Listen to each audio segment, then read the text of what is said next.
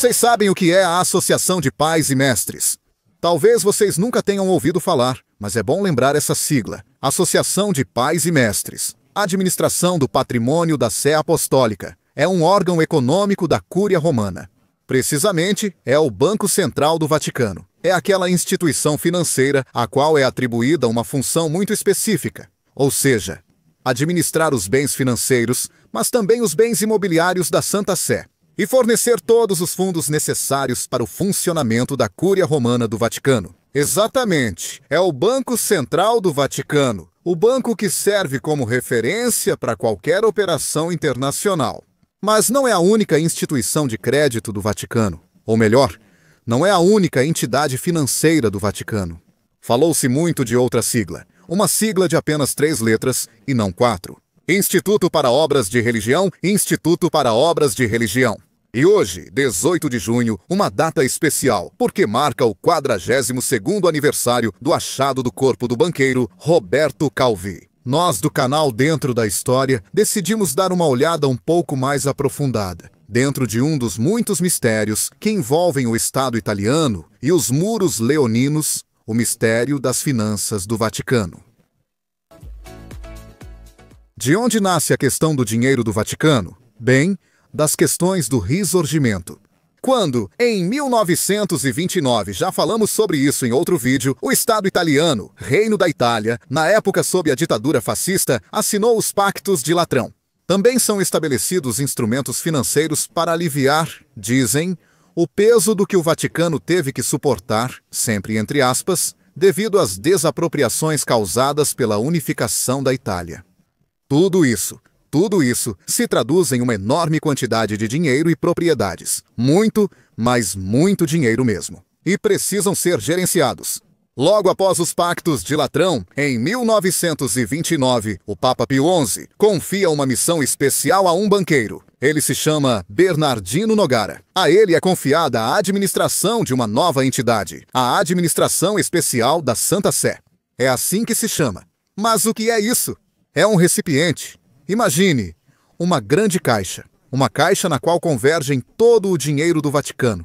Dinheiro que vem do Estado italiano e de empresas. Dinheiro que vem de rendas de propriedades, de doações, de imóveis, porque o Vaticano tem um enorme patrimônio imobiliário. E depois os títulos, muitos, muitíssimos. Nogara é um excelente banqueiro. Ele simplesmente colocou 2 condições para trabalhar com o Vaticano. A primeira, de não ter obrigações morais sobre os investimentos a serem feitos. Ele não quer ouvir falar de moral católica. A segunda, que se possa atuar em todo o mundo. É um banqueiro de visão ampla e internacional. E é justamente essa a sorte do que mais tarde se tornará o OIOR.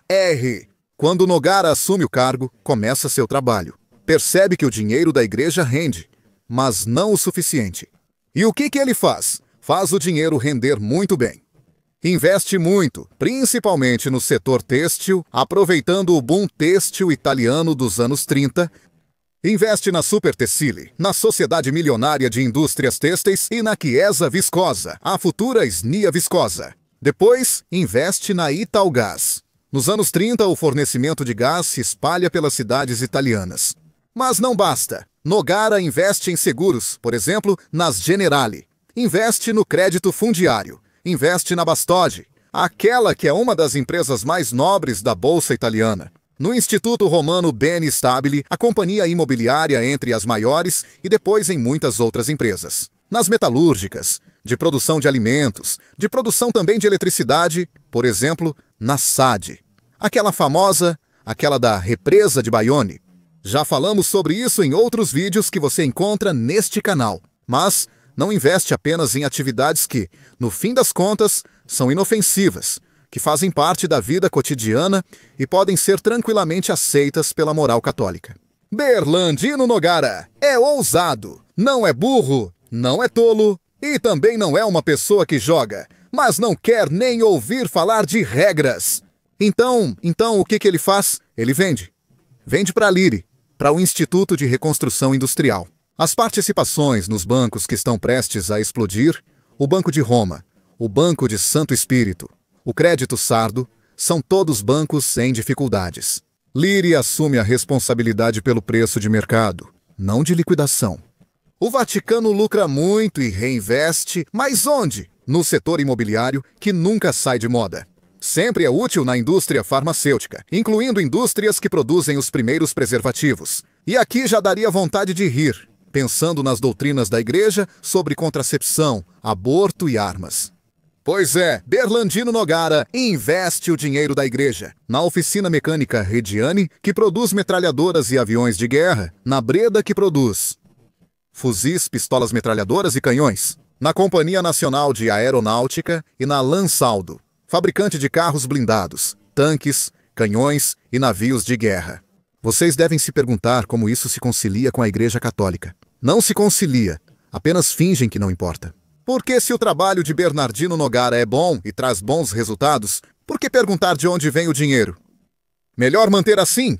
O trabalho de Nogara segue. E em 27 de junho de 1942, o Papa Pio XII institui o Instituto para as Obras de Religião, o Instituto para Obras de Religião, que absorve a antiga administração e se torna diretamente o instrumento financeiro, mantendo com a Associação de Pais e Mestres, a futura Associação de Pais e Mestres, que surgirá apenas depois, a função de administrar as finanças.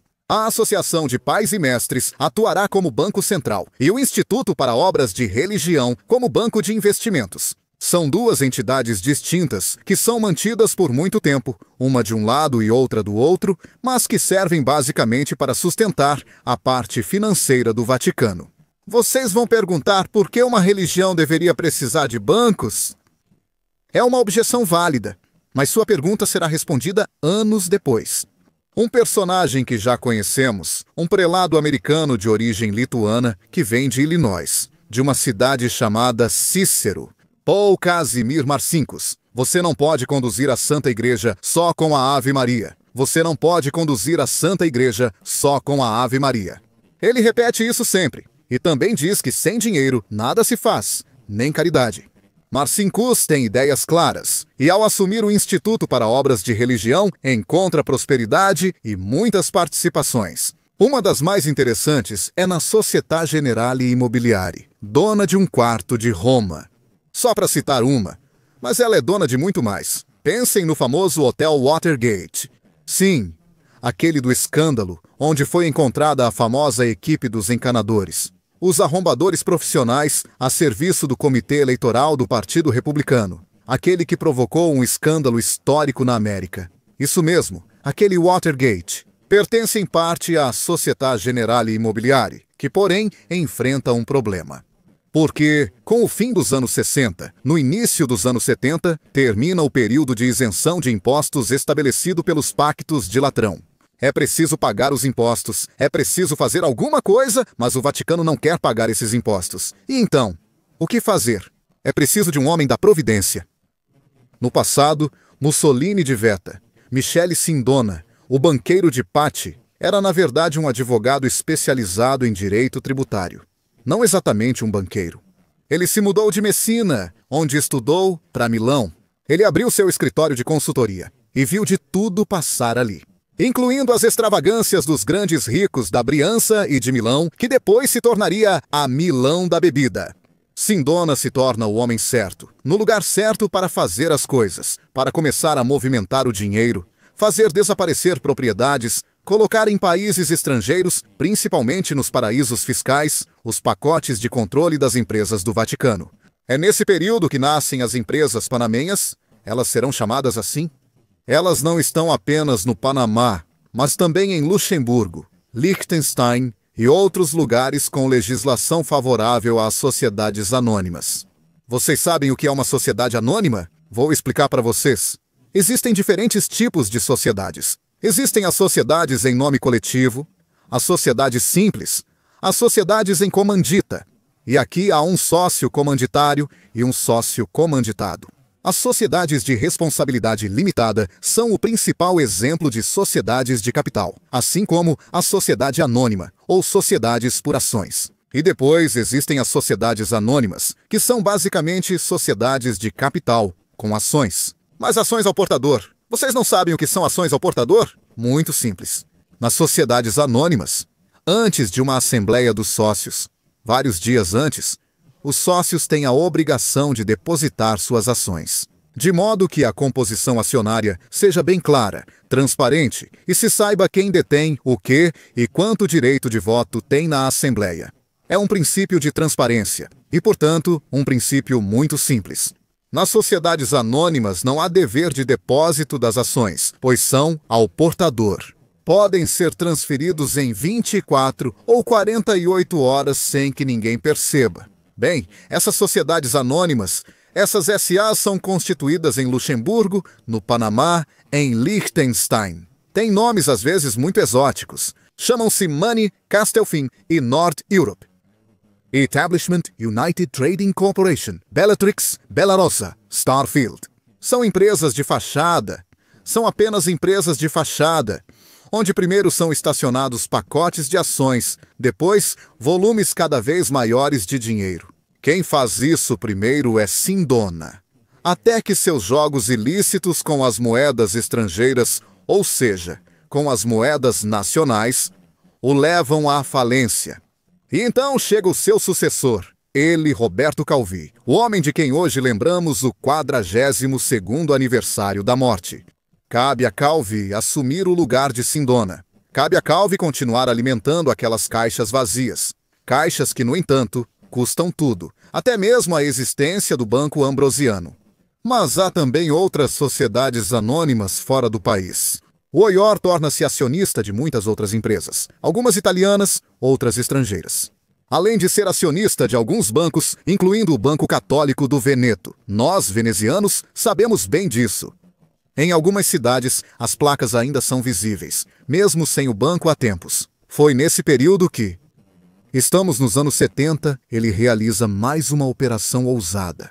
Ele cede o pacote de controle do Banco Católico do Vêneto e, posteriormente, do Crédito Valtellinese ao Banco Ambrosiano de Roberto Calvi. É uma operação que deveria trazer um benefício. Na verdade, é uma das muitas operações chamadas de casadas, que servem para mascarar algo, que servem para iludir o mercado.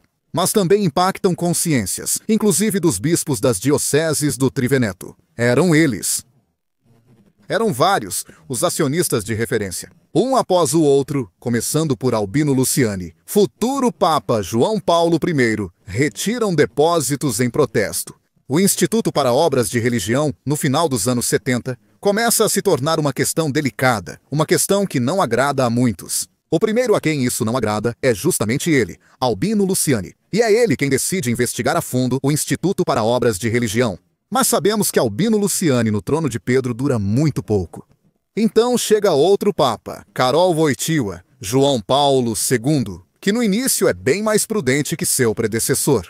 Além disso, nesse período, chegou a Associação de Pais e Mestres Administração do Patrimônio da Sé Apostólica. E se o Instituto para Obras de Religião responde nominalmente a uma comissão cardinalícia, cujos membros, porém, fecham os olhos e assinam de bom grado os balanços em troca de uma doação para obras de caridade. A Associação de Pais e Mestres está sob o controle do secretário de Estado, Charliotti Agostino Casaroli. São nomes importantes que passam por aquela escrivaninha. Todos nomes muito influentes e que são muito mais cautelosos na administração desse dinheiro. O exato oposto do Instituto para Obras de Religião. Quando começam a chover cadáveres, então toda a Itália e depois o mundo percebem o Instituto para Obras de Religião. Não usei o termo chover cadáveres por acaso. O primeiro cadáver literalmente cai do céu. É 17 de junho de 1982. Há alguns dias, Roberto Calvo está foragido. Fugiu de Milão. Ninguém sabe onde ele foi parar. Ele deveria enfrentar o julgamento em segunda instância. Ele acabou sendo investigado por uma questão que envolve justamente o Banco Ambrosiano. Mas ele saiu discretamente, sem avisar ninguém. Muitos estão procurando por ele. Seu advogado está procurando por ele, o Ministério Público está procurando por ele, mas ele não está. Ele foi embora. Para onde ele foi? Isso será descoberto depois. Ele confiou em Flávio Carboni, o empresário sardo, e em um contrabandista de Trieste, Silvano Vittor. Eles o levaram de lancha até a Áustria, para as irmãs Kleinzig, e depois avião para Londres. Em 17 de junho de 1982, ocorre uma reunião dramática do Conselho do Banco Ambrosiano, na qual Roberto Calvi é destituído da presidência em sua ausência. O conselho de administração, exceto uma pessoa. O banqueiro Horácio Bagnasco vota a favor do pedido de liquidação com a solicitação ao Banco da Itália para enviar um comissário. A reunião nem sequer terminou. Dá para ouvir alguns gritos. Do quarto andar, Graziella Corrocher, secretária de Calvi, se jogou. Eles a encontram morta, esmagada no pátio interno. Ela deixa apenas uma carta. Uma carta em que ela amaldiçoa Calvi pelo mal que ele fez. E na qual ela pede para avisar com muito tato a irmã, que tem o coração fraco. É o primeiro cadáver que cai. O segundo não cai, mas volta a aparecer. E na manhã seguinte, em Londres, sob o Ponte dos Fratineri, pela maré do Tâmisa, emerge o cadáver de Roberto Calvi. Mentalmente ninguém o reconhece. Ele raspou o bigode. No bolso, encontram dinheiro e entulho. Foi uma encenação. Ele não se enforcou. Foi estrangulado e pendurado depois. Em seguida, anos depois, Michele Sindona morrerá, considerado suicídio. Ao final, decide-se na superprisão de Boghera, com um café correto, mas não correto, junto a uma bebida alcoólica forte, algo pior. São mortes ilustres. Enquanto o mundo observa Roma, Milão e as finanças italianas, nota-se a reação unida, também graças à coordenação do ministro Beniamino Andreatta. Em Roma, todos se fecham no silêncio. A magistratura italiana exige que Marsigos e seus 2 colaboradores, Menini e De Strobel, paguem. Que paguem pelo que fizeram. Porque aquelas cartas de patrocínio que eles haviam emitido para Calvi sob pressão, aquelas cartas que estabeleciam a propriedade das empresas panamenhas e das outras, sempre criadas em paraísos fiscais, aquelas cartas responsabilizavam diretamente o OIOR. Claro, havia uma carta de isenção escrita por Calvi sob pressão, ou talvez sob chantagem, que deveria anular as cartas de patronagem. Para a magistratura italiana, isso não basta. Marsigos não paga, é cidadão vaticano. Os acordos sobre extradição, no caso dele, não se aplicam. Menini e De Strobel não pagam porque mantém o dinheiro inacessível no Vaticano, que se recusa a entregá-los à justiça. Esse é o primeiro grande escândalo financeiro do Vaticano, mas não o único. Pois é, porque alguns anos depois, em 1993, no caso da Maxi Propina Enimonte, descobre-se que o OIOR enviou informações falsas à promotoria italiana. Dentro do OIOR passaram nada menos que 108 bilhões de liras certificados do Tesouro, dinheiro destinado à lavagem. O OIOR ignora novamente e fará o mesmo em outros casos. Por exemplo, em 2007, e antes disso, em 2005, explode outra bomba, a dos espertinhos do bairro. Vocês se lembram deles? Ricucci, Fiorani e Coppola, empresários sem escrúpulos, tentam devorar as finanças italianas, mas fracassam.